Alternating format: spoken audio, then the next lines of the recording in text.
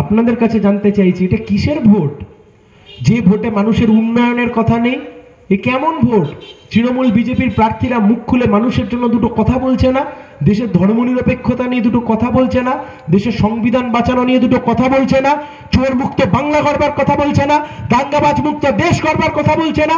আমরা আপনাদেরকে বলছি, এ ভোট দেশের সরকার পাল্টানোর ভোট। এ ভোট যারা দেশকে লুটেছে শেষ 10 বছর ধরে, তাদের বিরুদ্ধে ভোট। আজকে উত্তর দিতে হবে।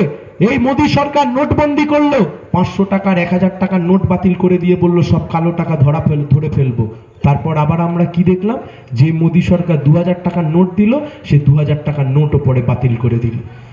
একের পর এক কলকারখানা উঠে যাচ্ছে। আজকে পাশে হলদিয়া, চোখ খুলে তাকিয়ে দেখুন, একটা সময় এই হলদিয়া শিল্প কলকারখানা মাথা তুলে দাঁড়িয়েছিল। হলদিয়া পেট্রোকেমিক্যালস মাথা তুলে দাঁড়িয়েছিল। হলদিয়া পেট্রোকেমিক্যালস, সারি সারি শ্রমিকরা সকালবেলা সাইকেলে করে আগে মিছিল করে কার্যত সেখানে চাকরি করতে যেতেন। আজকে হলদিয়াটা ধুঁকছে, হলদিয়াটাকে শ্মশানে পরিণত করেছে। তার কারণ কি?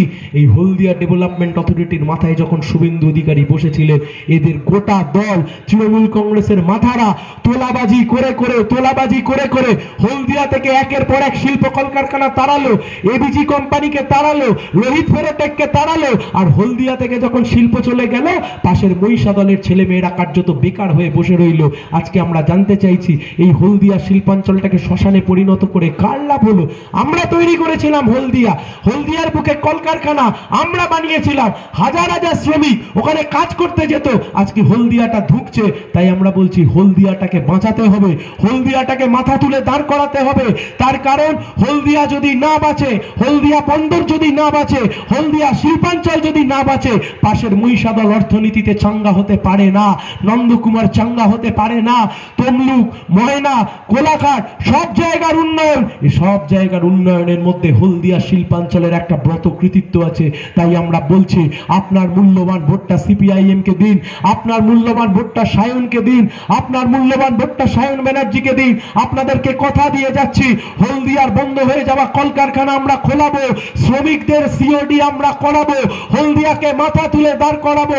কথা দিয়ে যাচ্ছি আপনাদেরকে, আমার নাম সায়ন, জিতবে এবার সায়ন, হলদিয়ায় হবে আবার শিল্পায়ন, তমলুক জুড়ে হবে মানুষের উন্নয়ন। এই স্লোগানকে সামনে রেখে গোটা বাংলা জুড়ে আমরা আজকে তমলুক লোকসভার লড়াইকে ছড়িয়ে দিয়েছি। কাদের লড়াই চলছে? আপনি ভাবছেন তৃণমূল বিজেপির লড়াই চলছে? খবরদার, সব ভুল ভাববেন না। লড়াই চলছে দুই পরিবারের, একদিকে কাঁথির অধিকারী পরিবার, আর একদিকে কালীঘাটের ব্যানার্জি পরিবার। আরে তোমাদের পরিবারের লড়াই তোমরা পরিবারে বসে বোঝো? তোমরা তোমাদের পরিবারের লড়াইকে রাজ্যের লড়াই করতে চাইছো?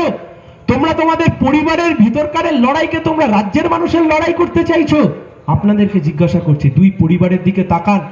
গোটা পশ্চিম বাংলার মানুষ আজকে বুঝতে পারছে, হাড়ে হাড়ে বুঝতে পারছে, দুটো পশ্চিম বাংলায় দুটো পরিবার আছে, যে পরিবারের পরিবারতন্ত্র চলছে। একটা হচ্ছে কাঁথির অধিকারী পরিবার, আর একটা হচ্ছে কালীঘাটের ব্যানার্জি পরিবার। কি না দিয়েছে এই মেদিনীপুরের মাটি এই দুই পরিবারকে। এই মেদিনীপুরের মাটি, ওপাশে নন্দীগ্রামের মাটি কি না দিয়েছে, এই হলদিয়ার মাটি, মহিষাদলের মাটি কি না দিয়েছে। এই মেদিনীপুরের ওপর ভর করে, পূর্ব মেদিনীপুরে নন্দীগ্রামের ওপর ভর করে মমতা ব্যানার্জি মুখ্যমন্ত্রী হলেন, তারপরে তার ভাইপোকে সাংসদ বানালেন।